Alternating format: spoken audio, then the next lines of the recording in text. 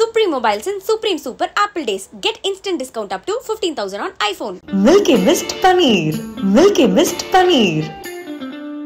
Your dream plot awaits for you at OMR, ECR and GST with Nama Family Group. Sir, இந்த மும்மொழி கொள்கை தொடர்பாக தமிழ்நாட்டு கொடுக்க வேண்டிய கல்வி நிதியை தர முடியாதுன்னு மத்திய அரசு வெளிப்படையாகவே சொல்லிட்டாங்க. சட்டப்படி அதுக்கு வாய்ப்பு இல்லைங்கிறது தான் தர்மேந்திர பிரதானோட ஸ்டேட்மெண்ட்டாக இருக்கு. ஏன் மூன்றாவது மொழி ஒரு மாணவர் படிக்கிறதுல தமிழ்நாட்டில் ஏன் இவ்வளவு எதிர்ப்பு? மொழி தானே, கற்றுக்கலாம், தப்பு இல்லை. கற்றுக்கிறவங்க கற்றுக்கிட்டோம். ஆனால் இதை கற்றுக்கினா தான் நான் பண்ணுவேன், கற்றுக்கினா தான் அதை செய்வேன்றதா நம்ம தப்புன்றது தான். அது திமுக இன்னைக்கு நேரத்தில் அரை நூற்றாண்டுகளுக்கு முன்பு இருந்தே இப்போ பிஎம் ஸ்ரீ பள்ளிகளை நீங்கள் தொடங்கணும் அப்படின்னு சொல்கிறாங்க. இப்போ 5128 கோடி கொடுக்காததுக்கு காரணம் என்னென்னா, பிஎம் ஸ்ரீக்கும் இதுக்கு சம்மந்தம் கிடையாது. இது சர்வ சிக்ஷா அபியான் சொல்லிட்டு அனைவருக்குமான கல்வி திட்டம். நாடாளுமன்றத்தில் எல்லா உறுப்பினர்களும் சேர்ந்து பாஸ் பண்ண பில்லு, சாங்ஷன் பண்ண அமௌண்ட். ஃபார் எக்ஸாம்பிள், உங்களுக்கு இந்த அமௌண்ட்டை நான் சாங்ஷன் பண்ணிட்டேன், அதை நான் கொடுத்தாகணும். ஆனால் சாங்ஷன் பண்ண அமௌண்ட்டை நான் கொடுக்க மாட்டேன்னு சொல்றது தப்பு இல்லையா? அவங்க சொல்ற சட்டத்தை இம்ப்ளிமெண்ட் பண்ணாம அதுக்கான பணத்தை மட்டும் கேட்கறது எப்படி சரியா? அந்த சட்டத்தை இம்ப்ளிமெண்ட் பட்ட சொல்றது தப்புங்கிறத சொல்ல வரேன். மொழிக்கு மட்டும் நாங்கள் எதிர்ப்படல. இந்தி பிரச்சார சபா இருக்கு டி நகர்ல, போய் கத்துக்கிட்டோம். யாருக்கு என்ன வேணுமோ கத்துக்க போறாங்க, அவ்வளவுதான் சார். இல்லை, நீங்க ஹிந்தின்னு டேர்ம் பண்றீங்க, மூன்றாவது மொழி தானே. அப்ப எதுவும் சொல்ல சொல்லுங்க சார். வாழ்க்கை வாழ்வதற்கு தேவைப்படும் போது, அவசியம் ஏற்படும் போது கத்துப்பாங்க சார். ஆனா இப்ப நான் கேட்கிற மூணாவது மொழி, தமிழ்நாட்டுக்குள்ள நீங்க மூணாவது மொழின்றதை நாங்க ஹிந்தின்னே எடுத்துக்கிறோம். நீங்க வட மாநிலங்களில் மூணாவது மொழியை தான் வைக்கிறீங்க. தமிழ் கூட இருக்கலாம்ல, இருக்கா? நாங்க இந்தியா முழுக்க ஒரு திட்டம் கொடுக்குறோம், தமிழ்நாடு திட்டம் அவங்க ஏத்துக்க மாட்டேன்னு சொல்றாங்க. ஆனா அந்த திட்டத்துக்கான நிதியை மட்டும் கேட்கறாங்கன்ற ஒரு சைடு ஆர்குமெண்ட்டையும் வைப்பாங்கல்ல. நீங்க நல்லா புரிஞ்சுங்க, இன்றைக்கு 5125 கோடிங்கிறது SSA அனைவருக்குமான கல்வி திட்டம். இதுக்கும் பிஎம் ஸ்ரீக்கும் சம்மந்தம் இல்லை. ஆனா நீங்க என்ன பண்றீங்க, பிஎம் ஸ்ரீயை கொண்டாந்து இதோட சேர்த்து நீங்க இதுல கையெழுத்து போட அந்த காசை கொடுப்பது அயோக்கியத்தனம். அமைச்சர் என்ன சொல்றாருன்னா, தமிழக அரசு எங்களுக்கு உத்தரவாதம் கொடுத்தாங்க, தலைமைச் செயலாளர் ஒரு கடிதம் எழுதியிருக்காரு, பிஎம்சி நாங்க ஏத்துக்கிறோம், based on state level committee நாங்க ஃபார்ம் பண்ணி அந்த கமிட்டி ரிப்போர்ட்டின் அடிப்படையில் நாங்க ஏத்துக்கிறோம் ஒரு கடிதம் எழுதியிருக்காரு. சார், கமிட்டி என்ன, கமிட்டியினுடைய ரிப்போர்ட் என்ன? மும்மொழி கொள்கை கிடையாது, இருமொழி கொள்கை தான், முடிஞ்சு போச்சு. அதை நாங்க தெளிவாக எழுதிட்டோமே. படிக்க தெரியாத மந்திரிங்க ஒன்றிய அரசுல இருந்து நாங்க என்ன பண்ண முடியாது? ஆனா அந்த கடிதத்துல நாங்க very keen on implementing PMC னு ஒரு வார்த்தை. Let them be the keen, sir. They may be keen, but we are not interested. You cannot force us. இந்த அரசுடைய தலைவராக இருக்கிற தமிழக ஆளுநர் தமிழ்நாட்டுடைய கல்வி தரம் எந்த அளவுக்கு மோசமா இருக்குன்னு எல்லா கருத்தரங்களையும் யூபிஎஸ்சி மாணவர்கள் மத்தியில் தொடர்ச்சியா பேசுறாரு. இங்க இருக்கிற கல்வி தரம் எவ்வளவு மோசமா இருக்கு. ஆளுநர் அரசியல் பண்றதுக்காக எதையாவது ஒண்ணு கக்கிக்கிட்டு இருக்காரு, வாந்தி எடுத்துட்டு இருக்காரு. அந்த கருமத்தெல்லாம் நாங்க எடுத்து பேச ஆரம்பிச்சா எங்களுக்கு தான் அசிங்கம். ஆளுநர் வேலையை செய்யாம தேவையில்லாம அதிக பிரசிங்க வேலை செய்யறதுனால தான் அந்த அதிக பிரசிங்க ரவியை நாங்க ஒதுக்கி வைக்கிறோம். இப்ப தேவையில்லாம நீங்க இந்த விவகாரத்தையும் நீங்க அரசியலாக்கி மத்திய அரசு கொடுக்க வேண்டிய நிதியை நீங்க ஸ்பாயில் பண்ணிக்கிறீங்கிற ஒரு விமர்சனம் வைக்கப்படுது. சார், இது நாங்க அரசியல் ஆக்கல சார். அரசியல் ஆக்குறது ஒன்றிய அரசு தான். இதுக்கு பின்னாடி மிகப்பெரிய ஒரு வரலாறு. தமிழ்நாடு மாதிரி ஒரு மொழிக்காக போராடிய மாநிலம் இந்தியாவில் எதுவுமே கிடையாது. நிதி கொடுக்க மாட்டேன், நிதி கொடுக்க மாட்டேன் சார். அயோக்கியத்தனம் பண்றாங்க சார். நீங்க பணம் கொடுக்க மாட்டேன்னு சொல்றது அயோக்கியத்தனன்ற நான் தான். நீங்க மிரட்டுறீங்க எங்களை. அதுதான் எங்க தலைவர் பிளாக்மெயில்ன்றாரு. ஏற்கனவே தமிழக அரசுக்கு நிறைய நிதி நெருக்கடி இருக்கு. டீச்சர்ஸ் சேலரியில இருந்து எல்லாமே இருக்கு. தமிழ்நாட்டு மக்களை எடப்பாடி பழனிசாமி போய் அடமானம் வச்சார மோடி கிட்ட, அந்த மாதிரி எங்களை வைக்க சொல்றீங்களா? கலாட்டா வாய்ஸ் நேயர்களுக்கு வணக்கம். இன்றைய சிறப்பு நேர்காணலில் நம்மோடு எழும்பூர் சட்டமன்ற உறுப்பினர் திரு ஐ. பரந்தாமன் நம்மோடு இணைந்திருக்கிறார். அவரை வரவேற்று நிகழ்ச்சிக்குள் போகலாம். சார் வணக்கம். வணக்கம் சார், இந்த மும்மொழி கொள்கை தொடர்பாக தமிழ்நாட்டு கொடுக்க வேண்டிய கல்வி நிதியை தர முடியாதுன்னு மத்திய அரசு வெளிப்படையாகவே சொல்லிட்டாங்க. சட்டப்படி அதுக்கு வாய்ப்பு இல்லைங்கிறது தான் தர்மேந்திர பிரதானோட ஸ்டேட்மெண்ட்டாக இருக்குது. நேற்று அவருக்கு அதுக்கு விளக்கமும் கொடுக்குறாரு. அதுலேயும் அதே தான் சொல்கிறாரு. ஏன் மூன்றாவது மொழி ஒரு மாணவர் படிக்கிறதுல தமிழ்நாட்டில் ஏன் இவ்வளவு எதிர்ப்பு? ஒரு சில நண்பர்கள் ஏன் அதை வச்சு அரசியல் பண்ணுறீங்க, மொழி தானே கற்றுக்கிட்டுமே அப்படின்னு அமைச்சர் பேசுகிறாரு. திமுகவோட நிலைப்பாடு என்ன? நிதி கொடுக்க மாட்டேன்னு சொல்லிட்டாங்க. மொழி தானே, கற்றுக்கலாம், தப்பு இல்லை. கற்றுக்கிறவங்க கற்றுக்கிட்டோம். ஆனால் இதை கற்றுக்கினா தான் நான் பண்ணுவேன், கற்றுக்கினா தான் அதை செய்வேன்றதான் நம்ம தப்புன்றது தான். அது திமுக இன்னைக்கு நேரத்தில் அரை நூற்றாண்டுகளுக்கு முன்பு இருந்தே விடுதலை இந்தியாவிலே போராடி இருக்கோம். விடுதலை பெறுவதற்கு முன்பும் இந்திய எதிர்ப்பு தீர்ப்புக்கு எதிரான போராட்டம் நடத்தியிருக்கிறோம். இப்போ இந்த நிதி கொடுக்காதது அப்படின்னும் போது மக்களுக்கு ஒரு விஷயத்தை நான் புரிய விருக்கிறேன். நீங்கள் இப்போ பிஎம் ஸ்ரீ பள்ளிகளை நீங்கள் தொடங்கணும் அப்படின்னு சொல்கிறாங்க. இப்போ 5128 கோடி கொடுக்காததுக்கு காரணம் என்னென்னா, பிஎம் ஸ்ரீக்கும் இதுக்கு சம்மந்தம் கிடையாது. இது சர்வ சிக்ஷா அபியான் சொல்லிட்டு அனைவருக்குமான கல்வி திட்டம். இந்த திட்டத்தை இன்ட்ரடியூஸ் பண்ணது 2018-19 அப்போ அறிமுகப்படுத்தப்பட்ட திட்டத்தில் ஆண்டாண்டுக்கு பணத்தை கொடுக்கணுன்றது விதி. இப்போ 2020 தான் வந்து பிஎம் ஸ்ரீ கேர் ஸ்கூல்ஸை அவங்க வந்து இன்ட்ரடியூஸ் பண்ணுறாங்க. அது புதிய கல்விக் கொள்கை 2020. ஸோ அப்போ இவங்க என்ன சொல்கிறாங்கன்னா, நீங்கள் வந்து பிஎம் ஸ்ரீ கேர் பள்ளிக்கு நீங்கள் வந்து அக்செப்ட் பண்ணுங்க, அப்போ தான் அனைவருக்குமான கல்வி திட்டத்தினுடைய பணத்தை தருவோன்றாங்க. இதுதான் நாங்கள் சேர்த்துட்டோம்னு சொல்கிறாங்க. சேர்க்க முடியாது. ஏன்னா இது வேற அது வேற. இப்போ நீங்கள் ஒரு மாடல் ஸ்கூல் சொல்கிறோம்ல, மக்களுக்கு புரிகிற மாதிரி, மாடல் ஸ்கூலுன்றது வந்து ஆர்டினரி ஸ்கூலுக்கும் டிஃப்ரென்ஸ். ரெண்டுமே கல்வி சொல்லி கொடுக்க போகுது. ஆனால் இருந்தாலும் கூட அதுக்கான சில ஃபெசிலிட்டிஸ் பண்ணி கொடுக்குறன்றத மாடல் ஸ்கூலுன்றோம். இப்போ சட்டக்கல்லூரியில் வந்து ஸ்கூல் ஆஃப் எக்ஸலன்ஸ்னு வச்சுருக்கோம், லா காலேஜ் வச்சுருக்கோம். ரெண்டுமே ஒரே சட்டத்தை தான் சொல்லிக் கொடுக்க போகுது. ஆனால் கொடுக்குற முறைகள் வேறு. அப்போ நீங்கள் வந்து எல்லாமே நீங்கள் வந்து ஸ்கூல் ஆஃப் எக்ஸலன்சி வச்சா தான் சட்டக்கல்வியை படிக்க முடியும்னு சொன்னால் தப்பாகும் இல்லையா? அதே தான் இன்றைக்கி தர்மேந்திர பிரதான் வந்து இதை சொல்லியிருக்கிறார். ரெண்டாவது வந்து சட்டப்படி நாங்கள் வந்து கொடுக்க முடியாதுன்னு அவருக்கு சொல்லவே முடியாது. காரணம் என்ன? எந்த சட்டமும் கொடுக்கக்கூடாதுன்னு சொல்லவே இல்லை. இது வந்து கன்கரண்ட் லிஸ்ட் இருக்குது, மாநில கன்கரண்ட் லிஸ்ட் மாநிலத்துக்கும் ஒன்றியத்துக்கும் சேர்ந்த அதிகாரத்தில் இருக்குது. ரெண்டாவது சார், ஒரு பட்ஜெட் சப்மிட் பண்ண பிறகு ஒரு ஆண்டுக்கு வரவு செலவு திட்டங்கள், கல்விக்கு எவ்வளோ, தொழிலுக்கு எவ்வளோ, விவசாயத்துக்கு எவ்வளோன்னு சொல்லி நிதி அலாக்கேட் பண்ண பிறகு நாடாளுமன்றம் அதை வந்து bill, it's a finance bill, இந்த ஃபினான்ஸ் பில்லை பாஸ் பண்ணிடுச்சு. பாஸ் பண்ணி பிரசிடெண்ட் அசன்ட் கொடுத்தாச்சு. அப்போ அதன்படி நீங்கள் கொடுத்தாகணும். ஒரு நாடாளுமன்றத்தில் எல்லா உறுப்பினர்களும் சேர்ந்து பாஸ் பண்ண பில்லு, சேங்ஷன் பண்ண அமௌண்ட், ஃபார் எக்ஸாம்பிள் உங்களுக்கு இந்த அமௌண்ட்டை நான் சேங்ஷன் பண்ணிட்டேன், அதை நான் கொடுத்தாகணும். ஆனால் சேங்ஷன் பண்ண அமௌண்ட்டை நான் கொடுக்க மாட்டேன்னு சொல்கிறது தப்பு இல்லையா? அவங்க சொல்கிற சட்டத்தை இம்ப்ளிமெண்ட் பண்ணாமல் அதுக்கான பணத்தை மட்டும் கேட்கறது எப்படி சரியா? அந்த சட்டத்தை இம்ப்ளிமெண்ட் பண்ணுறதே சொல்கிறதே தப்புங்கிறத சொல்ல வரேன். நீங்கள் வந்து கம்பல் பண்ண முடியாது கவர்மெண்ட்டை. இது வந்து யூனியன் ஆஃப் ஸ்டேட்ஸ், எல்லா மாநிலங்களும் சேர்ந்து தான் வந்து ஒன்றிய அரசு. ஒவ்வொரு மாநிலத்துக்கான பண்பாடு கலாச்சாரம் வேறு வேறு இருக்குது. அப்போ நான் சொல்கிறது தான் நீங்கள் கேட்கணும். அப்போ எதுக்கு மாநில அரசு? அப்போ அந்த ஒற்றை அதிகாரம், சர்வாதிகாரம் அந்த நோக்கத்தில் போகுது இல்லையா? அப்போ எதுக்கு அரசியலமைப்பு சட்டத்தில் வந்து directive principle of state policies வைக்கிறாங்க? எதுக்கு வந்து ஒத்திசைவு பட்டியலை வைக்கிறாங்க? ஸோ இவங்க வந்து எதேச்சி அதிகாரத்தை பயன்படுத்தி அடக்குமுறையை உருவாக்கி, இப்போது உங்களுக்கு நிதி நெருக்கடியை உருவாக்கினா என்ன பண்ணுவீங்க? பசி, பணம் கொடுக்க மாட்டேன், என்ன பா ஏதாவது பண்ணி விடியா, நீ சொல்கிறத நான் கேட்குறையா, எனக்கு கொடுத்தா போதியா அப்படின்னு பண்ணுவானா இல்லையா ஒரு சாதாரண தனி மனிதன்? ஆனால் அதே சுயமரியாதை உள்ளதோட இல்லை அவன் வந்து ஒரு ஒரு பொறுப்புள்ள ஒரு அரசாங்கமாக இருந்தால் அவங்க வந்து இதுக்கு வந்து ஹீல் ஆகி போக மாட்டாங்க. அதுதான் நம்மளுடைய மாண்புமிகு முதலமைச்சர் அவர்கள், நாங்கள் வந்து எக்காரணம் கொண்டு வந்து புதிய கல்விக் கொள்கைக்குள்ளே நாங்கள் வரமாட்டோம் சார், மும்மொழி மட்டும் பண்ணுறாருன்னு முதலமைச்சர் சொல்கிறாரு. அவ்வளவு போய் இது என்ன வேற என்ன இருக்கணும்? நீங்கள் இதில் கையெழுத்து போடலைன்னா நான் பணம் தர மாட்டேன்னு சொல்கிறது பேக்மெயிலோட என்ன வேலை? இம்ப்ளிமெண்ட் பண்ணுங்க, நான் அப்படி புரிஞ்சுக்கலாம்ல. என்ன எதுக்கு நான் முடியாதுன்றமே? ஏன் சார் இது மும்மொழி கொள்கை மட்டும் பிரச்சனை இல்லை சார். இது என்னென்ன சார், 3ஆவதுக்கு பப்ளிக் எக்ஸாமினேஷன் சார், 5ஆவதுக்கு பப்ளிக் எக்ஸாமினேஷன் சார், 8ஆவதுக்கு பப்ளிக் எக்ஸாமினேஷன். இப்போ நம்ம ஊரில் நம்ம பசங்க போய் ஒரு கல்லூரியில் போய் ஒரு கிராஜுவேஷன் ஏதோ ஒரு பிஏஓ ஒரு பிஎஸ்சியோ ஒரு சாதாரண பள்ளியை கொண்டு போய் காலேஜில் கொண்டு போய் சேர்க்கணும் சார். அவன் 3 வருஷம் முடித்த பிறகு டிகிரியா இல்லை எப்படி தருவாங்க டிகிரி? 3 வருஷம் முடிச்ச அப்புறம் தெரியும். இந்த புதிய கல்வி என்ன நம்ம சொல்லுது, ஃபஸ்ட் இயர் முடிச்சேன்னா உனக்கு ஒரு டிப்ளமா, செகண்ட் இயர் முடிச்சேன்னா உனக்கு ஒரு பட்டயம், தேர்ட் இயரில் டிஸ்கண்டினியூ பண்ணிட்டேன்னா, அதாவது ஃபஸ்ட் இயரில் டிஸ்கண்டினியூ பண்ணிட்டேன்னா டிப்ளமா, செகண்ட் இயரில் டிஸ்கண்டினியூ பண்ணிட்டேன்னா பட்டயம், தேர்ட் இயரில் முடிச்சேன்னு கம்ப்ளீட் பண்ணால் அவள் பட்டம். அப்போ எதை சொல்லுது? காலேஜுக்கு போகிறோன்னே ஃபஸ்ட் இயர்லேயே வந்து நீங்கள் டிஸ்கண்டினியூ பண்ணிட்டா உனக்கு ஒரு சர்டிஃபிகேட் கொடுக்கணும் போது அவன் வந்துட மாட்டானே வெளியே அவன். அப்போ இடைநிற்றலை உருவாக்குற கொள்கை இந்த புதிய கல்விக் கொள்கை. அது ஒரு அப்ரெண்டிஸ் ட்ரைனிங், அது வந்து ஒரு தொழிலுக்கான ஒரு ட்ரைனிங். 2 வருஷம் முடிச்சுட்டு 1 வருஷம் இந்த தொழிலுக்கான பயிற்சி, அதை நீங்க அப்படியே பார்க்கலாம். அப்போ என்ன பண்ணா அவங்க என்ன சொல்றாங்கன்னா, தொழில் முனைவோருக்கான வொகேஷனல் கோர்சஸ் இன்னைக்கு தமிழ்நாட்டில் இருக்கு. ஆனால் அவங்க என்ன சொல்றாங்க, உங்க குடும்பத்தில் யாராவது என்ன தொழில் செய்கிறாங்களோ அந்த தொழிலை பேஸ் பண்ணி நீங்கள் வந்து ப்ரெசென்ட் பண்ணுங்க அப்ளிகேஷன்றாங்க. அது எந்த விதத்தில் நியாயம்? இன்றைக்கி முடித்திருத்துற வேலைகள்லாம் நம்ம நல்லா படிச்சிருக்காங்க, ஸ்டைலிஷாக இருக்காங்க, ஆங்கிலம் பேசுகிறாங்க, அவங்க முடித்திருத்தனுடைய பையன் தானே அவங்க? கிடையாது. இது ஒரு ப்ரொஃபஷன் ஆகிப்போச்சு. ஆனால் அவங்க என்ன நோக்கம், அவங்களுடைய எண்ணங்கள் என்ன? இந்த குலக்கல்வி திட்டம்.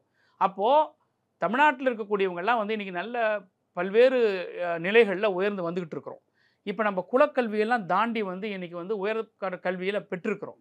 இன்னும் அவங்களுக்கெல்லாம் வந்து இந்த கல்வி, ஆரம்ப கல்வி, நடுநிலை கல்வி, உயர்நிலை கல்வியே அவங்களுக்கு இன்னும் கேள்விக்குறியாக தான் இருக்குது.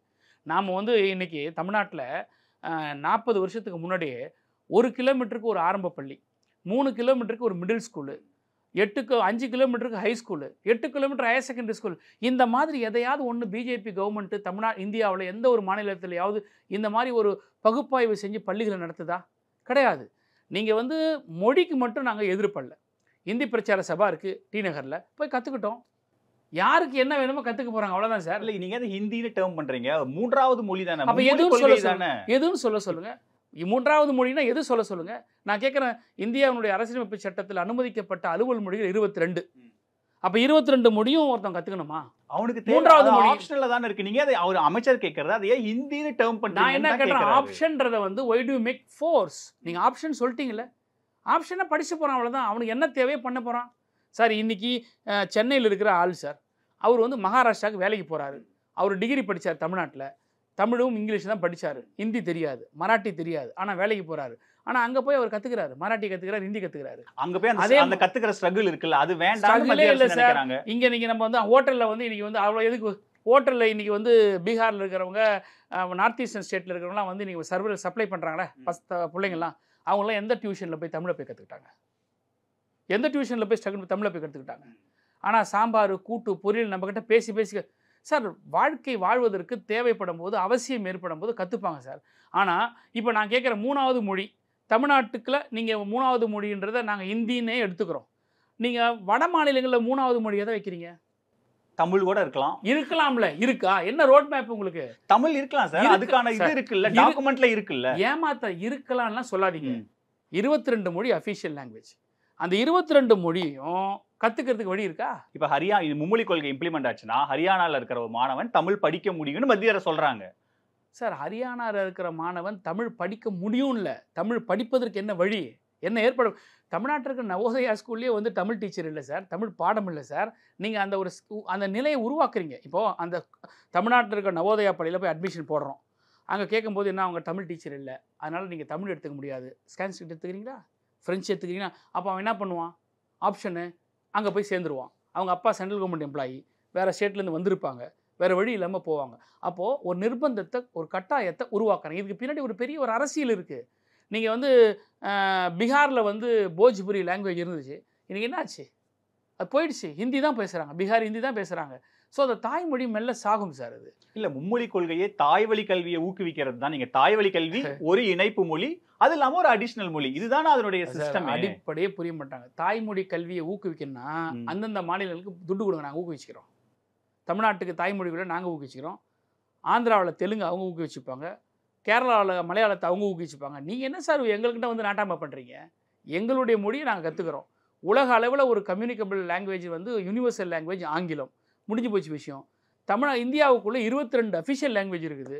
22 லாங்குவேஜ் ஒருத்தர் கற்றுக்கிட்டு போக முடியுமா? இல்லை, இப்போ சிபிஎஸ்இ ஸ்கூலில் தமிழ்நாட்டில் 3 மொழி படிக்கிறாங்க, ஆனால் ஸ்டேட் போர்டில் 2 மொழி தான் படிக்கிறாங்க. நீங்களே ஏன் இந்த ஏற்றத்தாழ்வை உருவாக்குறீங்கன்னு பிஜேபி கேட்கறாங்க. 10வது வரைக்கும் கட்டாயம் தமிழ் மொழி தமிழ்நாட்டில் எந்த வழியில் படித்தாலும் படித்தாகும்.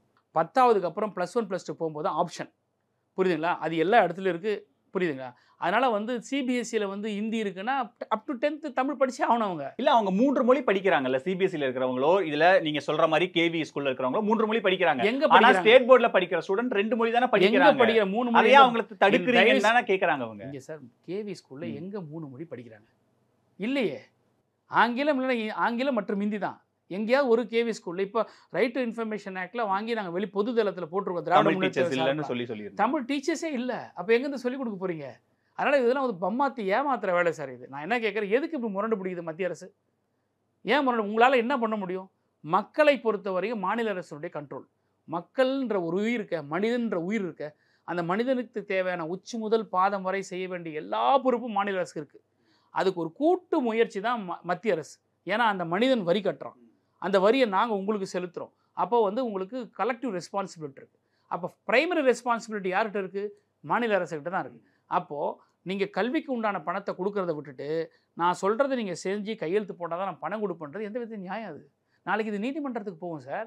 இதே நிலைமை ஆச்சுன்னா நாளைக்கு திராவிட முன்னேற்ற கழகம் திமுக சட்ட போராட்டத்தை நடத்தும். பாராளுமன்றம் அனுமதித்த பட்ஜெட்டில் அலாக்கேட்டான பணத்தை நீங்கள் கொடுக்க மாட்டேன்னு சொல்கிறது தப்பு. இது சட்டப்படி தப்பு. Against the constitution, against will of the financial bill of the parliament அப்படின்னு சுப்ரீம் கோர்ட்டு போவோம். நாங்கள் ஃபண்டமெண்டல் ரைட்டை நீங்கள் வந்து மத்திய அரசு ஒரு ஆர்குமெண்ட், முன்னாடி சொன்ன ஆர்குமெண்ட் தான். நாங்கள் வந்து இந்தியா முழுக்க ஒரு திட்டம் கொடுக்குறோம், தமிழ்நாடு திட்டம் வந்து அவங்க ஏற்றுக்க மாட்டேன்னு சொல்கிறாங்க, ஆனால் அந்த திட்டத்துக்கான நிதியை மட்டும் கேட்குறாங்கன்ற ஒரு சைடு ஆர்குமெண்ட்டையும் வைப்பாங்கல்ல. வைக்கலாம் சார். நான் என்ன சொல்கிறேன் சார், இங்கே பாருங்கள், அவங்க எல்லாருமே வந்து பிஎம் ஸ்ரீ கேர் அந்த பள்ளியை வந்து அவங்க அக்செப்ட் பண்ணுறாங்க அதர் ஸ்டேட்ஸ். அது அக்செப்ட் பண்ணுறதுனால வந்து நாங்கள் அக்செப்ட் பண்ண அவசியம் இல்லை. நீங்கள் நல்லா புரிஞ்சுங்க, இன்றைக்கி 5125 கோடிங்கிறது வந்து எஸ்எஸ்ஏ அனைவருக்குமான கல்வி திட்டம். இதுக்கும் பிஎம்ஸ்ரீக்கும் சம்மந்தம் இல்லை. ஆனால் நீங்கள் என்ன பண்ணுறீங்க, பிஎம்ஸ்ரீயை கொண்டு அதோட சேர்த்து நீங்கள் இதில் கையெழுத்து போட அந்த காசை கொடுப்பது அயோக்கியதானம். ஆமா, ஆகஸ்ட் மாசமே தர்மேந்திர பிரதான் தெளிவா கடிதம் எழுதிட்டாரு. நாங்க உங்களுக்கு போன இதுல கொடுத்துட்டோம், இந்த இதுல ரெண்டும் சேர்ந்துருச்சு, ரெண்டு சேர்ந்த அமௌண்ட் நீங்க சொல்ற மாதிரி 5000 அமௌண்ட் இருக்கு, நீங்க பிஎம்ஸ்ரீ ஏத்துக்கோங்க ஃபண்ட் இப்படி சொல்லுவாங்க. கடிதத்தை தூக்கி குப்பை தொட்டியில போடுங்க. யார் mister, who are you right your letter, what authority? Chief minister எழுதின லெட்டருக்கு தான் பதில். இல்ல முதல்ல நீங்க சீஃப் மினிஸ்டர் எழுதுறது இல்ல, நீங்க கொடுக்க மாட்டீங்க, நாங்க பணம் எடுத்து கேட்டு எழுதுறோம். we have an authority, we have an authority and we have a right to claim our demand. நீங்க கொடுக்கல, நாங்க லெட்டர் எழுதுறோம். ஆனா லெட்டருக்கு என்ன பதில் எழுதுறீங்க? இதை கையெழுத்து போடுன்னு சொல்றீங்க. நீங்க எப்படி எங்களை லெட்டர் எழுதி நீங்க வந்து கையெழுத்து போடுன்னு கேட்க வைக்க முடியும்ன்ற நான். ஜிஎஸ்டி சுப்ரீம் கோர்ட் ஒரு தீர்ப்பு கொடுத்துச்சு. ஜிஎஸ்டி கவுன்சில் கூட்டத்துக்கு அது வந்து ஒன்றிய அரசு சொல்கிறதான் கேட்கணும்னு அவசியமே கிடையாது. மாநில அரசுக்கும் அதுக்கு ஈக்குவல் ரைட் இருக்கு. இப்போ எங்கே போவோம்? நாளைக்கு இது சுப்ரீம் கோர்ட் போச்சுன்னு இந்த கேஸு கன்கரண்ட் லிஸ்ட் இருக்கிற சப்ஜெக்ட் மூக்கறுப்படுவாங்க யூனியன் கவர்மெண்ட். இல்ல, அவர் அமைச்சர் என்ன சொல்றாருன்னா, தமிழக அரசு வந்து எங்களுக்கு உத்தரவாதம் கொடுத்தாங்க, தலைமைச் செயலாளர் ஒரு கடிதம் எழுதியிருக்காரு, பிஎம்சி நாங்க ஏத்துக்கிறோம், based on state level committee நாங்க ஃபார்ம் பண்ணி அந்த கமிட்டி ரிப்போர்ட்டின் அடிப்படையில நாங்க ஏத்துக்கிறோம்னு ஒரு கடிதம் எழுதியிருக்காரு. அந்த கடிதம் இன்னைக்கு அதிமுக அதை எடுத்து கேட்கறாங்க, நீங்க ஒத்துக்கிட்டீங்களே, இப்ப அப்புறம் எப்படி நிதி கொடுப்பாங்க, இரட்டை நிலைப்பாடு எடுக்கிறீங்களான்னு ஒரு ஸ்டாண்ட் வருது. அந்த கடிதத்தோடய அந்த ஸ்டேட் கமிட்டி ரிப்போர்ட் என்ன சொல்லுச்சுன்றத பொது வெளியில வைங்க. எடுத்து வெளியே போட்ட இன்பதுரைக்கும் வந்து வழக்கறிஞர் ஆங்கிலம் தெரியும். சரி, ஒரு அரசாங்கத்துக்கு கடிதம் எழுதும்போது டிப்ளமேட்டிக்காக எழுதணும். நீங்கள் கொண்டு வர ஸ்கீமை பற்றி இம்ப்ளிமெண்ட் பண்ணுறதை நாங்கள் வந்து கன்சிடர் பண்ணுறோம், ப்ரொவைடட் நாங்கள் ஒரு கமிட்டி வைக்கிறோம், அந்த கமிட்டி அதை ஸ்டடி பண்ணோம், அதை கமிட்டியோட ரிசல்ட்டை பேஸ் பண்ணி தான் நாங்கள் வந்து முடிவெடுப்போம்னு சொல்லி அதிலே நீங்கள் சொல்லும் போதே சொல்கிறீங்க. லெட்டரை செகண்ட் பேராகிராஃப் இருக்குது, கமிட்டி டிசைட் பண்ணிடுச்சு, முடியாது, நாங்கள் லெட்டர் எழுதியாச்சு. அதுக்கப்புறம் மறுபடியும் அந்த கமிட்டி என்ன சொல்லுச்சுன்ற ரிப்போர்ட்டை பொது வெளியில வைங்கன்றாங்க. எங்களுக்கு சார் கமிட்டி என்ன, கமிட்டியினுடைய ரிப்போர்ட் என்ன, மும்மொழி கொள்கை கிடையாது, இருமொழி கொள்கை தான், முடிஞ்சு போச்சு. அதை நாங்கள் தெளிவாக எழுதிட்டோமே. எங்கள் கமிட்டியில் வந்து we are not agreeing with your 3 language policy. ரெண்டாவது வந்து நீங்கள் கொடுக்குற அந்த semester system for public examination இது வந்து ட்ராப் அவுட்டை இன்க்ரீஸ் பண்ணோம். இதெல்லாம் எழுதியிருக்கோமே லெட்டரில். படிக்க தெரியாத மந்திரிங்க ஒன்றிய அரசுலேருந்து நாங்கள் என்ன பண்ண முடியாதுக்கு? ஆங்கிலமே படிக்க தெரியாத மந்திரிங்க நிறைய பேர் இருக்காங்க சார், பாஜக மந்திரிங்க. ஆனால் அந்த கடிதத்தில் நாங்கள் very keen on implementing PMC ஒரு வார்த்தை. Let them be the keen, sir. They may be keen, but we are not interested. You cannot force us. உங்களுக்கு ரொம்ப ஆர்வம் இருக்கலாம், உங்களுக்கு ரொம்ப அதீத பற்று இருக்கலான்றதுக்காக நாங்கள் ஏற்றுக்கணும்னு அவசியம் இல்லைல்ல. இப்போ நேற்று பாஜக தலைவர் அண்ணாமலை என்ன சொல்றாருன்னா, தமிழ்நாட்டில் தனியார் பள்ளிகளில் 50 லட்சம் குழந்தைகள் படிக்கிறாங்க, அதில் 30 லட்சம் குழந்தைகள் வந்து 3 மொழி படிக்கிறாங்க. ஆனால் ஸ்டேட் போர்டில் படிக்கிற குழந்தைகள் வந்து 2 மொழி தான் படிக்கிறாங்க. ஏன் இந்த பாரபட்சத்தை உருவாக்குறீங்க? அந்த அரசு பள்ளியில் படிக்கிற மாணவனும் 3ஆவதா ஒரு மொழி படிக்கிறதுல என்ன தவறு அப்படின்னு கேட்குறாங்க. சார் 3ஆவதா 4ஆவதா 5ஆவதா எத்தனை மொழி வேணால் படிக்கிட்டேன் சார். நல்லா புரிஞ்சுங்க, தமிழ்நாட்டினுடைய மொழிக் கொள்கையில் வந்து தமிழை தவிர வேறு எதுவுமே படிக்கக்கூடாதுன்னு எங்களுடைய சட்டம் கிடையாது. காலாவதியான கொள்கை வச்சிருக்கீங்கன்றாரு. காலாவதியான கொள்கை, இருமொழி கொள்கை, காலாவதியான கொள்கை. இருமொழி கொள்கை தான் இன்னைக்கு காலத்துக்கு தேவையான கொள்கை சார். மும்மொழி கொள்கை வச்சிருக்கிற வடநாட்டினுடைய கல்வித்தரமும் தமிழ்நாட்டினுடைய கல்வித்தரமும் கொஞ்சம் கம்பேர் பண்ணி பார்க்க சொல்லுங்கள். அண்ணாமலை ஏன் போய் கர்நாடகா கேடரா போய் எழுதினாரு? நான் உங்களுக்கு ஒரு கர்நாடகா தமிழக ஆளுநர், இந்த அரசுடைய தலைவரா இருக்கிற தமிழக ஆளுநர் தமிழ்நாட்டுடைய கல்வி தரம் எந்த அளவுக்கு மோசமா இருக்குன்னு எல்லா கருத்தரங்களையும் யூபிஎஸ்சி மாணவர்கள் மத்தியில் தொடர்ச்சியா பேசுறாரு. இங்க இருக்கிற கல்வி தரம் எவ்வளவு மோசமா இருக்கு, மாணவர்கள் கற்றல் திறன் எவ்வளவு மோசமா இருக்கு, மாணவர் நினைவாற்றல் திறன் எவ்வளவு மோசமா இருக்குன்னு தொடர்ச்சியா அதை பேசிட்டே இருக்காரு. அதே அவரு எந்த கவர்மெண்ட் அவர் இங்க அனுப்பி அரசியல் பண்ண வச்சிருக்கோ அந்த கவர்மெண்ட்டினுடைய புள்ளி விவரம் தான் சொல்லுது தமிழ்நாடு கல்வித்தரத்துல உயர்ந்திருக்கு, தமிழ்நாட்டினுடைய gross enrolment higher education ratio உயர்ந்திருக்குது, தமிழ்நாட்டில் பெண்களுடைய கல்வித்தரம் உயர்ந்திருக்கிறது, தமிழ்நாட்டில் கல்வியினுடைய மேம்பாடு அதிகமாக இருக்குது, தமிழ்நாட்டில் ட்ராப் அவுட் ரொம்ப கம்மியாக இருக்குது, they are minimising to the 0%. இதெல்லாம் அதே ஒன்றிய அரசு சொன்ன புள்ளி விவரம் தான். ஆளுநர் அரசியல் பண்ணுறதுக்காக எதையாவது ஒன்று கக்கிக்கிட்டு இருக்காரு, வாந்தி எடுத்துகிட்டு இருக்கிறாரு. அந்த கருமத்தெல்லாம் நாங்கள் எடுத்து பேச ஆரம்பித்தா எங்களுக்கு தான் அசிங்கம். அதனால தான் அதை வந்து ஒதுக்கி வைக்கிறோம். நாங்கள் ஆளுநர் வேலையை செய்யாமல் தேவையில்லாமல் அதிக பிரசிங்க வேலை செய்கிறதுனால தான் அந்த அதிக பிரசிங்க ரவியை நாங்கள் ஒதுக்கி வைக்கிறோம். நாங்கள் அவருடைய கருத்து எல்லாம் வந்து முற்றிலும் அரசியல் உள்நோக்கம் கொண்ட கருத்து. அண்ணாமலை செய்கிறாருன்னா ஏதோ நாளைக்கு அடுத்த முறை எதையாவது ஒரு எம்பி சீட்டு கொடுப்பாங்களா, ஒரு எம்எல்ஏ சீட் கொடுப்பாங்களான்றதுக்காக இருக்கலாம். ஆளுநர் பேச வேண்டிய அவசியம் இல்லை. நீங்கள் அண்ணாமலை சொன்னார்னு சொல்கிறீங்க மும்மொழி கொள்கை. நான் அண்ணாமலை பற்றி பேசிகிட்டு இருக்கும்போது கவர்னர் பற்றின ஒரு கேள்வி கிடையாது. கர்நாடகா கேடராக ஐபிஎஸ் ஆஃபீஸராக போனார், அவர் கன்னடம் படிக்காமல் பண்ணிட்டாருங்க. தமிழ்நாட்டில் ஒரு ஐஏஎஸ் ஆஃபீஸர் தமிழ்நாட்டினுடைய கேடராக வரணும்னு விரும்பினார்னா தமிழ் படிச்சாகணும். He should know the local language, otherwise he cannot clear the IAS examination. இது இன்றைக்கி இருக்கிற நிலைமை சார். இதை போய் மாற்றி குழப்பி மும்மொழின்னு கொண்டு வந்து கொஞ்சம் கொஞ்சமாக என்ன பண்ணுவாங்க, அதை மும்மொழியை போய் இருமொழி ஆக்கி ஆங்கிலமும் ஹிந்தியும் ஆக்குவாங்க. அப்புறம் கொஞ்ச நாள் என்ன பண்ணுவாங்க, ஆங்கிலத்தை எடுத்துட்டு இந்தியும் சமஸ்கிருதம்னுவாங்க.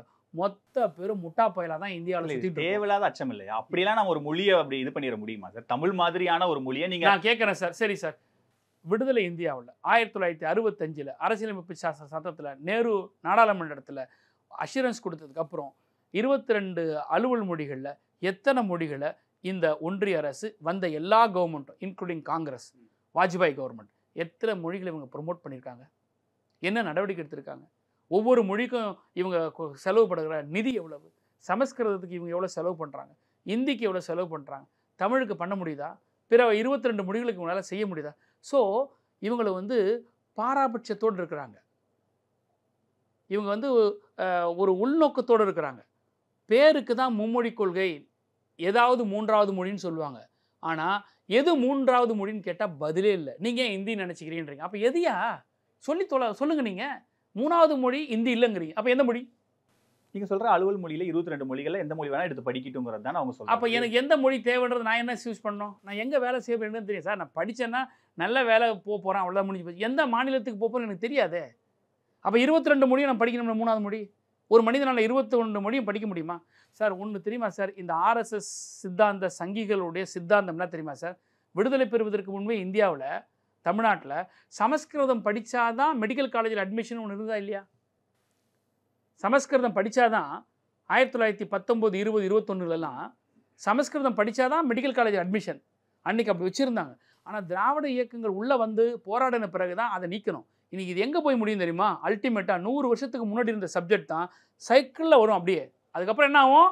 சமஸ்கிருதம் ஒரு பேப்பர், ஹிந்தி ஒரு பேப்பர், இதை படித்தா தான் நீ மெடிசன் படிக்கணும், இதை படித்தா தான் இன்ஜினியரிங் விடும். அப்போ என்ன ஆகும்னா தமிழ்நாட்டினுடைய கல்வித்தரத்தை சீர்குலைக்கிறது, ஆர்எஸ்எஸ் சித்தாந்தத்தை கொண்டு வந்து புகுத்துறது. உண்மையாக இவங்களுக்கு வந்து மக்கள் மீது அக்கறை இல்லை, கல்வி மீது அக்கறை இல்லை. கல்வி மீது அக்கறை இருந்தால் அதிகமான நிதியை பட்ஜெட்டில் ஒதுக்குவாங்க. இவங்க கார்ப்பரேட்டுங்களுக்கு நிறைய வரி விலக்கு கொடுத்து இவங்க வந்து அவங்களுக்கு நிறைய காம்பன்சேஷன் கொடுக்குறாங்க, எக்ஸம்ஷன் கொடுக்குறாங்களே தவிர ட்ரிபிள் டிஜிட்டில் டபுள் டிஜிட்டில் கல்விக்காக பணத்தை ஒதுக்குறதுக்கு இவங்க தயங்குறாங்க. இன்றைக்கி வந்து போன பட்ஜெட்டுக்கு இந்த பட்ஜெட்டுக்கு வெறும் 8000 கோடி தான் உயர்ந்துருக்குது. ஆனால் 42,000 கோடி வரி விலக்கு வந்து அம்பானிக்கு அதானிக்கு கொடுக்குறாங்க. ஸோ இவங்க கார்ப்பரேட்டுக்கான கவர்மெண்ட் இது.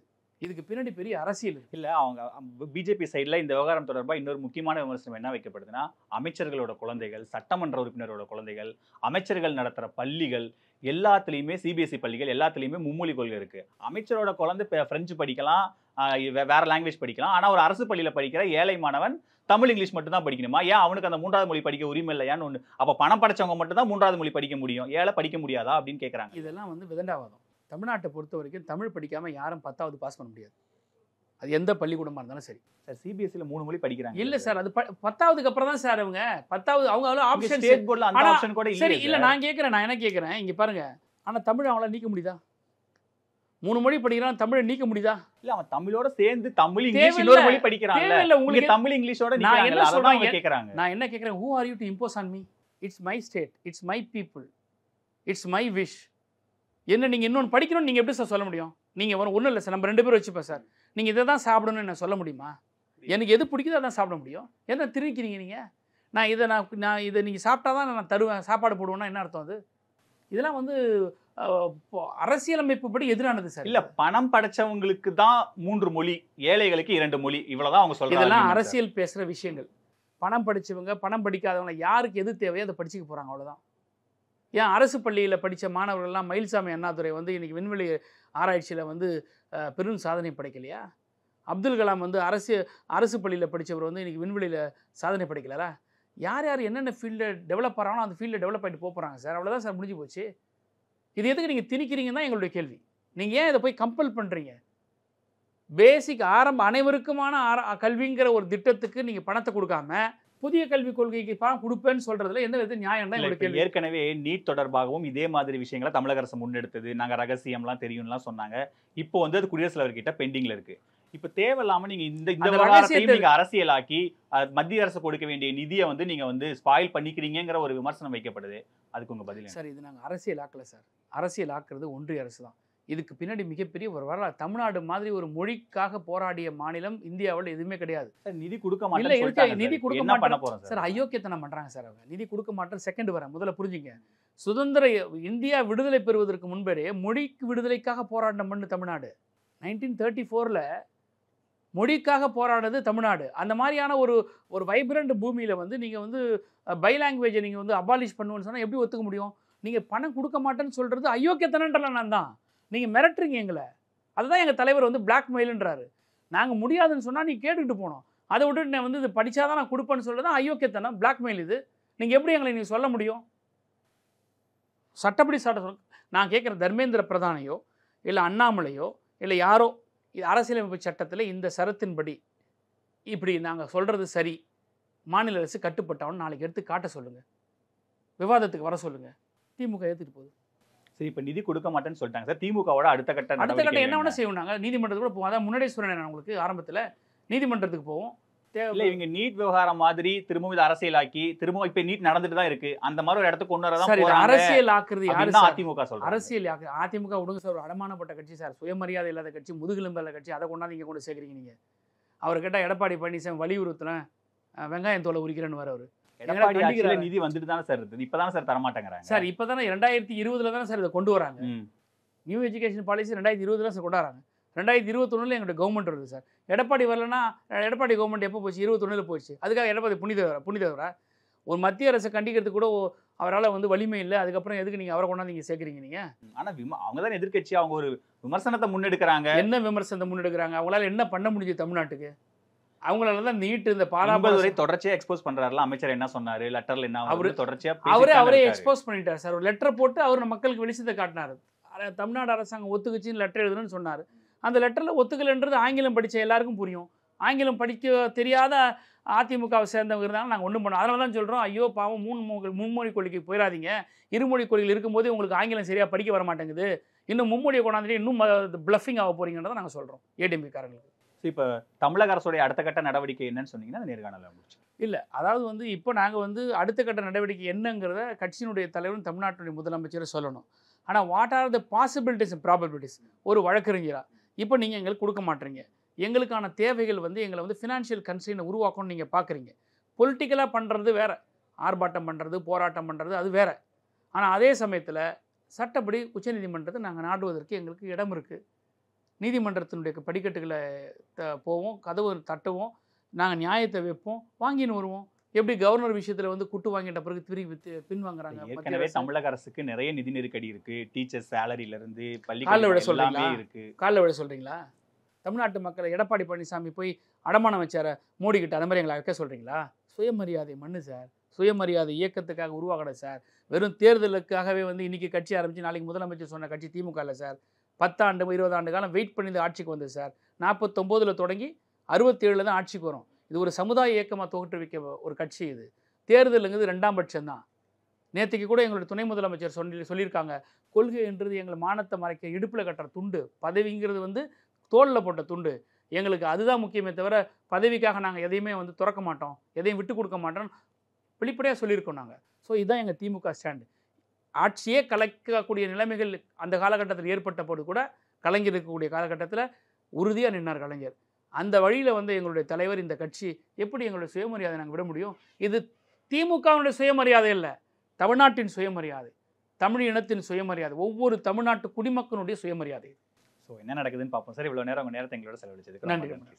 Supreme Mobiles and Supreme Super Apple Days. Get instant discount up to 15,000 on iPhone. Milky Mist Paneer.